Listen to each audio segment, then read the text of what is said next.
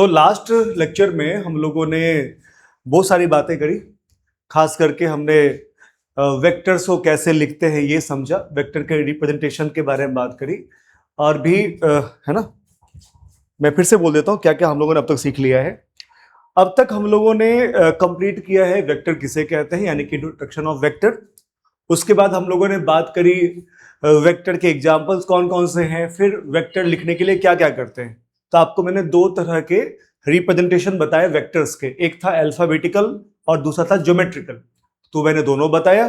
फिर उसके बाद मैंने शुरू किया वेक्टर को कैसे लिखा जाए। तो इसके लिए हम लोगों ने यूनिट वेक्टर का यूज किया, आई वेक्टर, जे वेक्टर और के वेक्टर का यूज किया। वेक्टर कोई लिखा हो, कोई वेक्टर आपको गिवन हो, तो वेक्टर का मैग्नीट्यूड निकालना आपको आता है। सही बात है क्या? वेक्टर का मैग्नीट्यूड निकालना आपको अच्छे तरीके से आता है। वेक्टर का डायरेक्शन के बाद जब मैं करता हूं तो मैं बात कर रहा हूं किसका? यूनिट वेक्टर का। किसके बारे में बात कर रहा हूं मैं? यूनिट वेक्टर का, है ना। तो इस पे भी काम करना अपन को अच्छे तरीके से आता है। जब भी हम वेक्टर की बात करेंगे तो वेक्टर में दो चीजें होती है, मैग्नीट्यूड और डायरेक्शन। दोनों पे काम करना मैंने आपको सिखाया है ठीक से। तो अपना टॉपिक बेटा हो जाएगा, बड़ा इंपॉर्टेंट टॉपिक होगा ये, मैं हर बार करवाता हूं, एनालिसिस ऑफ यूनिट वेक्टर। ये टॉपिक हमारे लिए, हमारी समझ के लिए है, ताकि हम कुछ चीजों के बारे में डिटेल में बात कर सके, कुछ चीजों के बारे में डिटेल में बात कर सके। तो यूनिट वेक्टर के बारे में डिटेल में बात करना चाहते हैं कि क्या होता है ये भाई, तो डिटेल में इसके बारे में हम बात करना चाहेंगे। तो सबसे पहली बात कि ये जो यूनिट वेक्टर ये होता क्या है, तो ऑलरेडी इसका मैथमेटिकल डेफिनेशन हम लोगों ने पढ़ा है। हम जानते हैं vector A equals to vector A का मैग्नीट्यूड और वेक्टर ए का डायरेक्शन, ये हम पहले से जानते हैं। और यहीं से हम लोगों ने कंक्लूड किया था मैथमेटिकल फॉर्म में कि जो ए कैप होगा ये हो जाएगा एक vector divided by its magnitude. इतना हम सब जानते हैं अच्छे तरीके से। पहला पॉइंट क्लियर है सबको मेरे ख्याल से। Coming to the second point, vector A जो कि यूनिट वेक्टर है मान लेते हैं, अगर ये यूनिट वेक्टर है तो इसका जो मैग्नीट्यूड होगा वो हमेशा 1 के बराबर होगा, इसीलिए इसका नाम यूनिट वेक्टर पड़ा है। पता है हम सबको कि यूनिट वेक्टर का मैग्नीट्यूड कितना होता है? 1 के बराबर होता है। तो इसे हम लोग यूनिट वेक्टर कहते हैं। ये जो वेक्टर है इसका मैग्नीट्यूड 1 होता है, यानी कि यूनिटी होता है, that's why we call it unit vector. और इसका काम होता है to represent the direction of vector. इसका काम क्या होता है बेटा? It represents direction of vector, direction of vector. ये सारी बातें अपन को पहले से पता है, छोटी छोटी बातें हैं अपन, और इस सब बातों को जानते हैं हम लोग। इस पे एक क्वेश्चन भी मैंने करवाया था, अगर आपको याद हो तो, समथिंग आई कैप और सी जे कैप दे दिया था। मुझे याद आ रहा है 1/√2 आई कैप प्लस सी जे कैप था, और मैंने कहा था कि ये अगर यूनिट वेक्टर है तो बताओ सी की वैल्यू क्या हो जाएगी। और वहां पर हम लोगों ने बस यही अप्रोच को लगाया था। ये जो थ्योरी है ना वो वहां पर अप्रोच बन गया था, और हम लोगों ने कहा कि चलो भाई अगर तू यूनिट वेक्टर है तो तेरा मैग्नीट्यूड 1 होना चाहिए। और हमने क्या कर दिया, उस वेक्टर के मैग्नीट्यूड को कैलकुलेट किया और उसको 1 के बराबर कर दिया, और जैसे उसको 1 के बराबर कर दिया अपना रिजल्ट यानी कि सी का वैल्यू वहां पे आ गया था। तो क्वेश्चन सॉल्व करने के लिए बार बार इसकी जरूरत पड़ती है। ठीक है, ये सारी बातें हो गई। क्या इसके बाद और भी कुछ बातें इससे जुड़ी हुई है? तो इसका आंसर है यस। इसके अंदर और बहुत सारी बातें हैं, खासकर डायरेक्शन को लेकर के। तो मैं एक बार क्या करता हूं ना, यूनिट वेक्टर लिखता हूं, समझोगे। हमारे पास कोई वेक्टर है ए, और इसको लिखते हैं अपन ए एक्स के साथ आई कैप, ए वाई के साथ अपन लिख रहे हैं जे कैप, अरे भूल जाता है क्या ठीक पहले, और ए जेड है इसके साथ है के कैप। ये वेक्टर मैंने एज्यूम कर लिया। तो वेक्टर का कोई ना कोई मैग्नीट्यूड भी होगा, तो मैग्नीट्यूड ऑफ वेक्टर तुम आसानी से निकाल सकते हो। तुम लिखोगे √ax square plus √ay square, और प्लस लिखोगे √az स्क्वायर, ये लिखोगे। है कि नहीं? कितना सिंपल है देखो। तो इस तरीके से तुम आसानी से किसी वेक्टर और उसका मैग्नीट्यूड लिख सकते हो। लेकिन हमसे पूछा गया कि बताओ डायरेक्शन ऑफ वेक्टर ए क्या हो जाएगा, डायरेक्शन ऑफ वेक्टर ए क्या हो जाएगा। थोड़ा मैं थिक वाले कलर पेन का कलर थोड़ा सा चेंज कर लेता हूँ ना, येलो कर देता हूँ, ज्यादा अच्छा दिखता नहीं। तो वेक्टर ए का जो डायरेक्शन है जिससे आप यूनिट वेक्टर कहते हैं वो कैसे होगा। तो जैसा कि अभी मैंने बताया कि एक वेक्टर है, उसको अगर उसके ही मैग्नीट्यूड से तुम डिवाइड कर दोगे, किसी वेक्टर को उसके ही मैग्नीट्यूड से अगर तुम डिवाइड कर दोगे तो ऐसे में तुम्हें मिल जाएगा यूनिट वेक्टर, यानी कि डायरेक्शन ऑफ दैट वेक्टर। तो मैंने उसके लिए ये कर दिया। अब इसको मैं फर्दर प्रोसीड करूं तो क्या हो जाएगा, हमारे पास ये वेक्टर तो है ही, ये मैं लिख देता हूं ए एक्स आई कैप, ए वाई जे कैप, और ये लिख देता हूं ए जेड के कैप। अगर मैं सबको सेपरेट करके लिखूं तो मुझे ये पूरा टर्म यहां भी लिखना पड़ेगा, यहां भी लिखना पड़ेगा और यहां भी लिखना पड़ेगा, 3 बार लिखना पड़ेगा। तो मैं ये ना लिख करके ये लिख देता हूं। आपको समझ लेना है कि मॉड ए का मतलब यहां पर ये पूरा डेटा है, तो मैंने मॉड ए ऐसे लिख दिया। और अब ये जो 3 टर्म बने हैं ना बेटा, यूनिट वेक्टर के अंदर something I cap, something J cap, something K cap है, तो ये जो 3 टर्म बने हैं जो coefficient of I, coefficient of J और कॉफिशिएंट के की तरह दिखाई दे रहे हैं ना, वो बड़ा मजेदार टर्म है। वो कैसा टर्म है वो देखते हैं। इसके लिए मुझे नेक्स्ट पेज पे जाना पड़ेगा और मुझे यहाँ पर कुछ बताना पड़ेगा आपको। देखो यहाँ पर नेक्स्ट पेज पे आ चुके हैं और यहाँ पर मुझे बताना है कि वो क्या है। तो एक काम करते हैं अपन इसके लिए एक कोऑर्डिनेट सिस्टम ड्रॉ कर लेते हैं। तो ये है एक्स का एक्सिस, ये है वाई का एक्सिस और ये मान लेते हैं ये है जेड का एक्सिस। ओके, तो क्योंकि 3D में कोई चीज ड्रॉ करना बहुत डिफिकल्ट हो जाता है, इसीलिए फिलहाल एक काम करते हैं, अपन केवल 2D में काम कर लेते हैं।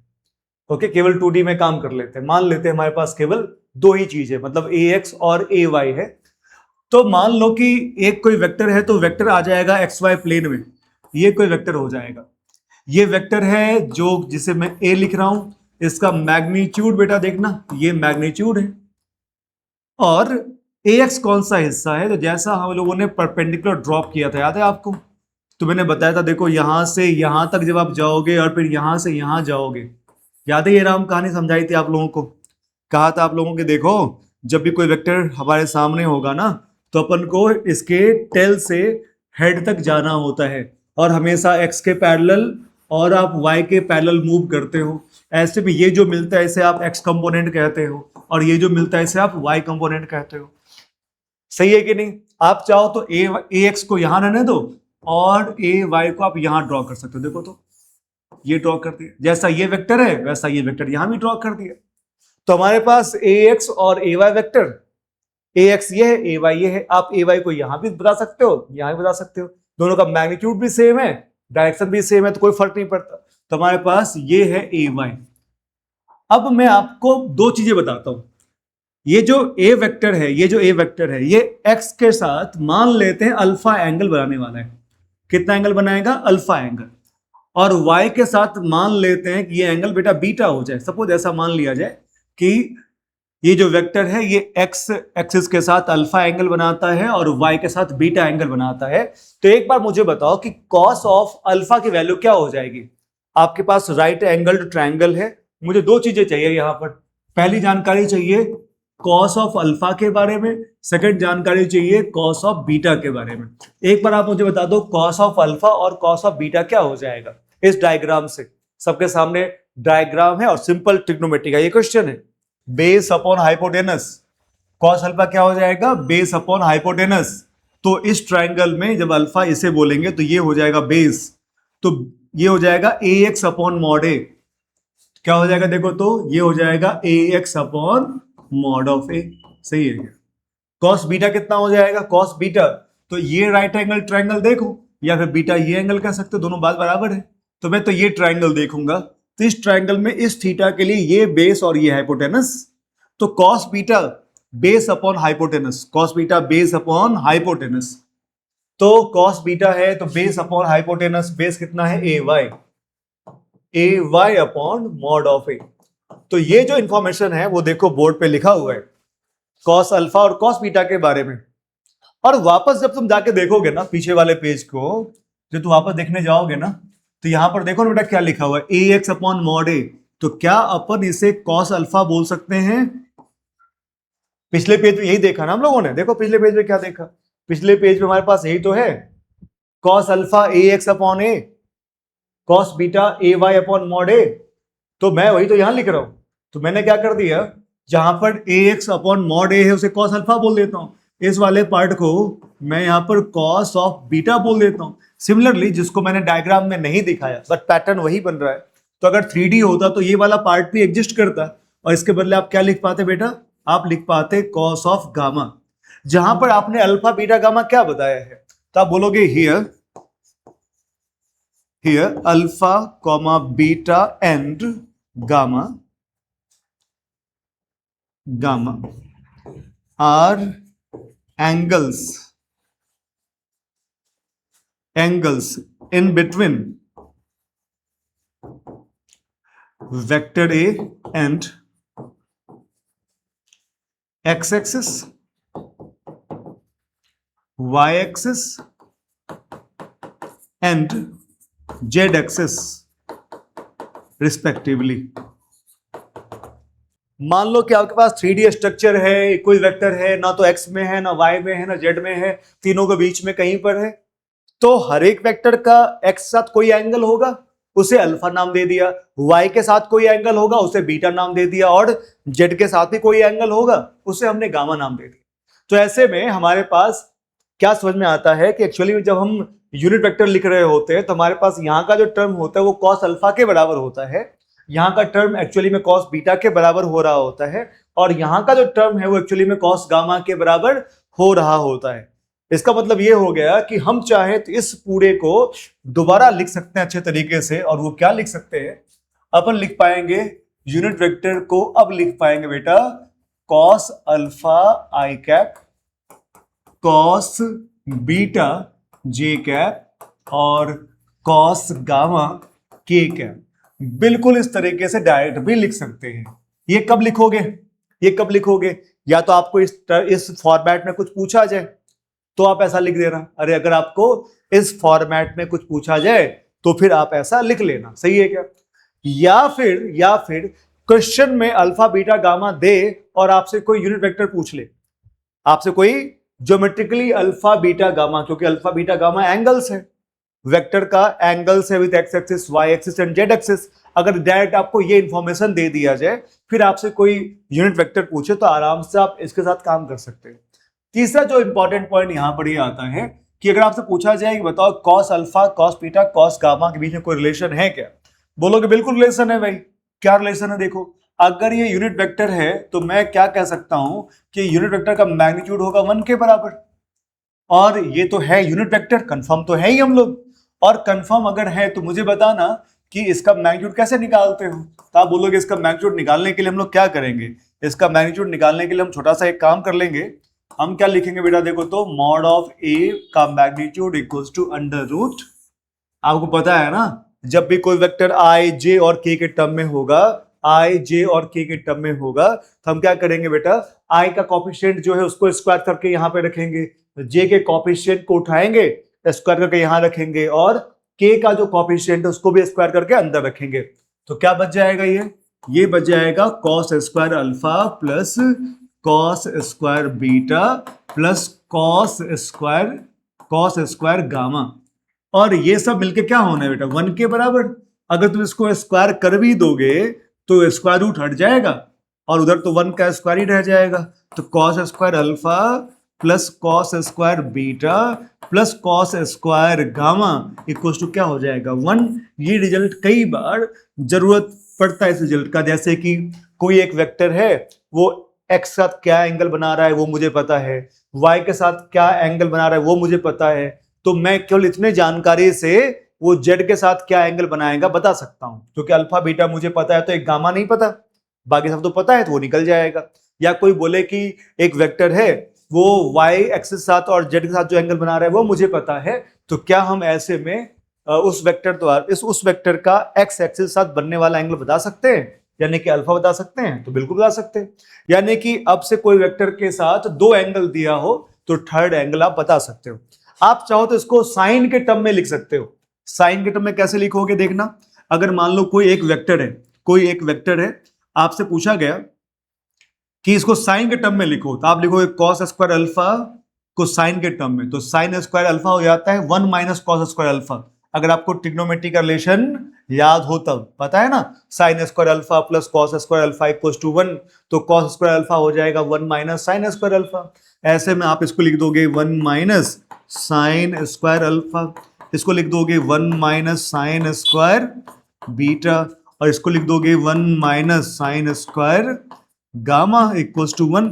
एक 1 तो तुम ऐसे कैंसिल आउट कर दो, बाकी ये 1 और 1 बच जाएगा 2 को उस साइड करोगे तो ये बच जाएगा, देखो तो ये बच जाएगा sign square alpha plus sine square beta और प्लस बच जाएगा साइन स्क्वायर गामा।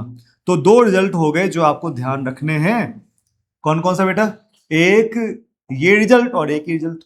और खास बात पता है यहाँ पर क्या है? एक खास बात ये भी है कि यहाँ पर जो cos alpha cos beta cos gamma है ना, इसको हम लोग कहते हैं डायरेक्शन कोसाइन। क्या कहते हैं बेटा? देखना जैसे इसको हम लोग कहते हैं, इसको हम लोग नाम देते हैं अलग से, इसको अलग से नाम देते हैं हम लोग डायरेक्शन कोसाइन नाम देते हैं। डायरेक्शन कोसाइन नाम देते हैं। क्या होता है डायरेक्शन कोसाइन? ये जो आपके पास है तीन term, cos alpha cos beta और ये जो कॉस गामा है ना बेटा, इस तीनों को कॉमा देकर तुम ऐसे लिखोगे तो ये सेट ऑफ डायरेक्शन कोसाइन है। डायरेक्शन कोसाइन क्यों बोला? डायरेक्शन इसीलिए बोला क्योंकि आप काम कर रहे हो यूनिट वेक्टर के साथ। ओके, कोसाइन क्यों बोला? क्योंकि ये कॉस का टर्म है। तो पहला क्या है भाई? पहले मैंने क्या बता दिया कि कोई वेक्टर है, उसका मैग्नीट्यूड लिखा, दोनों को डिवाइड किया तो मिल गया हमें यूनिट वेक्टर, जिसको निकालना हम लोगों ने कल भी सीखा था। अब इसके अंदर क्या सब है वो ढूंढने गए तो हमने देखा ax अपॉन मॉड ए, ay अपॉन मॉड ए और az अपॉन मॉड ए। कोई मतलब है क्या? तो जब डायग्राम से इसे देखते हैं ना, तो डायग्राम से देखने पर पता चलता है, डायग्राम को देखोगे तो पता चलता है कि इसका मतलब निकलता है। ये जो ax अपॉन मॉड ए है, ये एक एंगल को रिप्रेजेंट करता है, कोसाइन एंगल को। और वो एंगल क्या है? तो ये जो वेक्टर आपने लिखा है ना, ये वेक्टर और एक्स एक्सिस के बीच के एंगल को दिखाता है, राइट? वैसे ही एक ay है, ay अपॉन मॉड ए, ये भी एक एंगल को दिखाता है, कोसाइन एंगल को, यानी कॉस बीटा को, जहां पर बीटा जो है वो वेक्टर ए और वाई एक्सिस के बीच का एंगल है। az अपॉन मॉड ए जो है ये कॉस गामा को दिखाता है, जहां पर गामा जो है ये वेक्टर ए और जेड एक्सिस के बीच का एंगल है। ये सारी बातें हैं यहाँ पर। इससे हम लोगों ने सेट ऑफ डायरेक्शन कोसाइन कह दिया, यानी ये जो पूरा पार्ट दिखता है इससे हम लोगों ने क्या कह दिया? ये डायरेक्शन कोसाइन है, ये नाम दे दिया। सही है क्या? और यहाँ पर मैंने लिख दिया कि अल्फा बीटा गामा कौन सा एंगल है। इतना लिखने के बाद हमारी चर्चा हो गई कि इसके मैग्नीट्यूड पे इसका मैग्नीट्यूड होता है 1, साइन के टर्म में लिख दिया तो वो भी रिजल्ट आ गया एक। तो छोटी छोटी बातें हैं, बहुत बड़ी बड़ी बातें नहीं हैं, लेकिन बहुत इंपॉर्टेंट बातें। अब इतना सब करने के बाद हम लोग लगभग यूनिट वेक्टर को अच्छे तरीके से जान चुके हैं। अब हमें इसके ऊपर क्वेश्चंस करने चाहिए। क्या करना चाहिए बेटा? इसके ऊपर क्वेश्चंस करने चाहिए। तो एक काम करते हैं अपन, इसके ऊपर क्वेश्चंस कर लेते हैं ताकि आपका जो भी कंफ्यूजन है वो दूर हो जाए। तो बड़ा सिंपल सा अपन एक क्वेश्चन करेंगे, सबसे सिंपल सा एक क्वेश्चन करेंगे। एक क्वेश्चन देखोगे, मैं बिल्कुल सिंपल सा एक क्वेश्चन दे रहा हूं। क्वेश्चन क्या है? तो क्वेश्चन में हमारे सामने एक कोई डायग्राम है बेटा, ये एक्स का डायग्राम है और ये वाई का डायग्राम है। जब भी मैं जेड को ड्रॉ नहीं करता हूं, आप समझ लेना कि यहां पर मुझे 2D में बात करनी है। यहां पे जेड वाला जो पार्ट है वो पार्ट मिसिंग है, मतलब उधर कुछ है नहीं। जेड एक्सिस तो हो ही सकता है लेकिन उधर वेक्टर नहीं आया, मतलब वेक्टर एक्स वाई प्लेन में है, इस प्लेन में वेक्टर है, प्लेन से बाहर वेक्टर नहीं। ओके, मैंने यहां पर एक वेक्टर ड्रॉ कर दिया ऐसे, ये मैंने यहां पर एक वेक्टर ड्रॉ कर दिया इस तरीके से, और ये वेक्टर ए है और इसका मैग्नीट्यूड है 10 यूनिट्स और ये एंगल 37 डिग्री है। आपसे पूछा गया कि क्या आप इस वेक्टर को लिख सकते हो क्या? तो बोलोगे सर बिल्कुल लिख सकते हैं। बोलो कैसे लिखोगे? बोला दो तरीके लिखने का। दो तरीका कौन कौन सा? तो पहला तरीका जो मैंने आपको पहले बताया था, कंपोनेंट वाले मेथड से।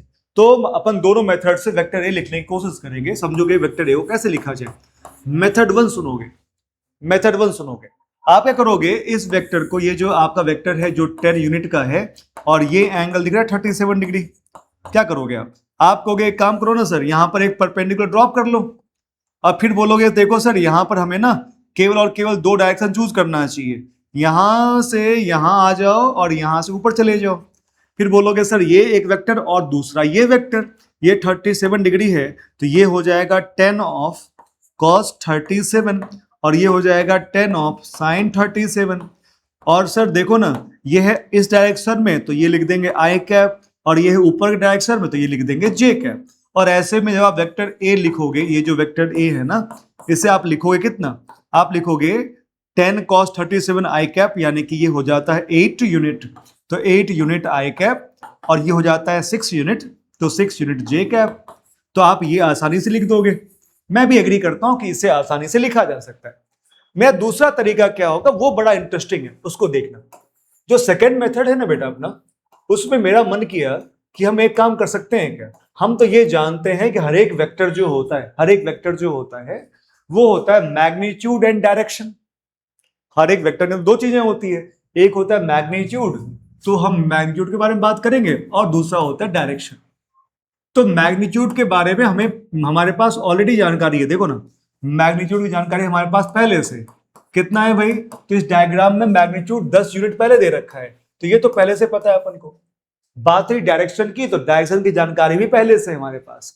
बोलो वो कैसे है सर, का देखो ए कैप निकालना है आपको ना, तो ए कैप को क्या चाहिए, ए कैप को चाहिए cos of alpha I cap, और फिर चाहिए cos of beta J cap, और साथ में चाहिए कॉस ऑफ गामा। सर यहां पर जेड एक्सिस तो है ही नहीं, अरे जेड एक्सिस है, वेक्टर जेड एक्सिस में नहीं है, एक्सिस तो एग्जिस्ट करेगा ही करेगा, उसका कोई दिक्कत नहीं बेटा। तो आपको लिखना पड़ेगा कॉस गामा के कैप। अब मुझे बताना कि यहां पर अल्फा कितना है, तो आप बोलोगे सर अल्फा तो डायग्राम दिख रहा है ना 37 डिग्री, तो ये तो हो गया अल्फा। बीटा कितना हो जाएगा, तो ये हो जाएगा 90 माइनस 37, जिसको आप 53 डिग्री कह सकते हो। तो बीटा यहां पर कितना है देखो, तो बीटा है 53 डिग्री। अब बच गया एक एंगल गामा। सोचना कि अगर ये वेक्टर ये जेड एक्सिस है, तो ये वेक्टर और जेड एक्सिस के बीच में क्या 90 डिग्री का एंगल है। अगर बोर्ड पर कोई चीज ऐसे प्लेन में पड़ा हुआ है, सोचो अच्छे से, और मैं बोलूं कि बोर्ड के परपेंडिकुलर वाले डायरेक्शन से इसका एंगल क्या हो जाएगा, तो जैसे ही बोल रहा हूं एक बोर्ड में है और दूसरा बोर्ड का परपेंडिकुलर है, तो एंगल तो दोनों के बीच में 90 डिग्री हो ही गया ना। और अगर ऐसा हो गया तो यहां पर मुझे गामा दिखेगा 90 डिग्री के बराबर। तो अल्फा बीटा और गामा ये तीनों एंगल्स की जानकारी हमारे पास। सही बात है। अब अगर तीनों एंगल मुझे पता है तो मुझे ये वेक्टर पता है, और ये वेक्टर पता है, तो मैं ए कैप क्या लिखूंगा बेटा, ए कैप लिख दूंगा cos 37 आई कैप प्लस cos 53 जे कैप, और इसको लिखने की जरूरत नहीं है बिकॉज cos 90 जीरो हो ही जाता है, तो एंगल 90 डिग्री है तब तो जीरो हुआ ना, इसीलिए आप उसको ऐसे लिखोगे। अब अगर मैं वेक्टर ए लिखूं तो वेक्टर ए का मैग्नीट्यूड 10 है ही, अब बेटा cos 37 होता है 3/5, गलत लिख दिया मैंने, ये होता है 4/5 यानी कि 0.8 आई कैप, और बेटा ये होता है cos 53 3/5 that is 0.6 J cap, और के कैप तो बचा नहीं, बेटा हो गया 8 आई कैप प्लस 6 जे कैप। ओके, क्या दोनों का आंसर सेम आया? बिल्कुल सेम आया सर। तो डिफरेंस क्या है, क्या ये टफ है? अरे नहीं, ये भी आसान है और ये भी आसान है, दोनों तरीके अलग है। इतने सारे तरीके हम इसीलिए सीखना चाहते हैं ताकि कोई भी एग्जाम कितना भी मुश्किल से हमें उलझा ना पाए। चैलेंज ये नहीं कि हम क्वेश्चन कितना जल्दी बना लेते हैं, ये तो एक टास्क होता ही किसी क्वेश्चन को जल्दी सॉल्व कर लेना, उससे बड़ा टास्क है कि हमें चीजें साफ साफ दिखाई दे कि क्या चीजें हैं क्या नहीं है, कब क्या करना है कब क्या नहीं करना है। ये सब चीजें जो है ना वो अच्छे तरीके से पता होना चाहिए। जिस बच्चे का कॉन्सेप्ट क्लियर है, मतलब जिसको हर चीज दिखाई देता है, जिसको कुछ भी रट्टा नहीं मारना पड़ता, वो बेस्ट स्टूडेंट है। वो थोड़ा स्लो आज हो भी गया मान लो, इस बात की गारंटी है कि कल आने वाले दिन में वो कभी स्लो नहीं होगा। He will be the best student. तो अब तक हम लोगों ने किसी वेक्टर के डायरेक्शन को लिखना सीख लिया, किसी वेक्टर का मैग्नीट्यूड लिखना सीख लिया, और किसी वेक्टर को डायग्राम से डायरेक्ट लिखना सीख लिया, किसी वेक्टर के डायग्राम से वेक्टर को कंपोनेंट वाले मेथड से लिखना सीख लिया। तो बहुत सारे मेथड से हम वेक्टर लिखना सीख चुके हैं। फिर भी आप लोग एक बार देख लो और मुझे बताओ कि यहां तक कोई डॉट तो आपको नहीं है। ये जो लिखा मैंने इस क्वेश्चन को जैसे लिखा उसमें देखो आपको कोई डॉट तो नहीं है, या पीछे वाले पेजेस में कोई डॉट है तो आप मुझे वो भी बता दो, फिर अपन बात करते हैं। चलो क्वेश्चन करते हैं अपन। यहां पर मान लो एक क्वेश्चन है जिसमें बोला गया कि ए वेक्टर एक वेक्टर है, ए वेक्टर स्टार्ट्स फ्रॉम, बहुत सिंपल सिंपल क्वेश्चन से बातें स्टार्ट करेंगे अपन। स्टार्ट्स फ्रॉम ए जिसका कोऑर्डिनेट है 3,4 एंड एंड्स एट 5,2। ये बी पॉइंट, ठीक है, राइट। हमें लिखना है बेटा, हमें लिखना है right A B vector and B A vector. यहां पर ए बी वेक्टर लिखना है और बी ए वेक्टर लिखना है अपने को ए बी वेक्टर लिखना है और बी ए वेक्टर लिखना है। तो ये क्वेश्चन है, बड़ा सिंपल है, इसको अपन सॉल्व करेंगे। उससे पहले हम चाहेंगे आप बताइए कि क्या करना चाहिए इस क्वेश्चन को सॉल्व करने के लिए। किस फॉर्मेट का क्वेश्चन दिखाई दे रहा है आपको? एक बार देखो बोर्ड पे, किस फॉर्मेट का क्वेश्चन दिखाई दे रहा है आप सबको? डेटा किस तरह गिवन है और क्या निकालना है, पहले फॉर्मेट पहचानिए। देखो यहां पर बड़ा सिंपल है कि हमारे पास कोई कोऑर्डिनेट सिस्टम होगा इस तरीके से, एक्स एक्सिस और वाई एक्सिस होगा, सही बात है, कोई एक्स होगा कोई वाई होगा, कोई एक पॉइंट होगा ए जिसका यूनिट होगा 3,4, तो मैंने 3 और 4 ये लिख दिया, तो ये लोकेशन ए है जिसका कोऑर्डिनेट है 3,4। दूसरा है 5,2, तो यहाँ पे कोई पॉइंट होगा, ये हो जाएगा 5,2, इसको मैंने नाम बी दे दिया। अब हमें ए से बी वेक्टर पूछा गया, मतलब ये कोऑर्डिनेट फॉर्मेट में है और कोऑर्डिनेट से मुझे वेक्टर लिखना है। तो पहला वेक्टर है ए से बी की तरफ, पहला वेक्टर बेटा देखो तो किधर से किधर है, ए से स्टार्ट होकर बी की तरफ है, तो इसको बोलेंगे ए से बी। और दूसरा वेक्टर देखो कहां से कहां तक है, तो बी से स्टार्ट होके ए की तरफ है, तो उल्टा है, ठीक है इसका, ये दूसरा वेक्टर है।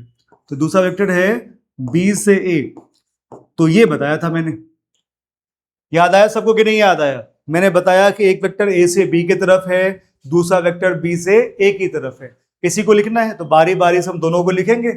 तो जब आप ए से बी वेक्टर लिख रहे होगे, सुनोगे अच्छे से, जब आप ए से बी वेक्टर लिख रहे होगे तो फाइनल कौन है और इनिशियल कौन है पहचानो। तो ए आपका है इनिशियल पॉइंट और बी आपका है फाइनल पॉइंट। तो हमें फाइनल माइनस इनिशियल लिखना होता है एक्स के लिए और वाई के लिए। तो अगर आप ए से बी जा रहे हो तो बी फाइनल है, तो 5 - 3 लिखना पड़ेगा।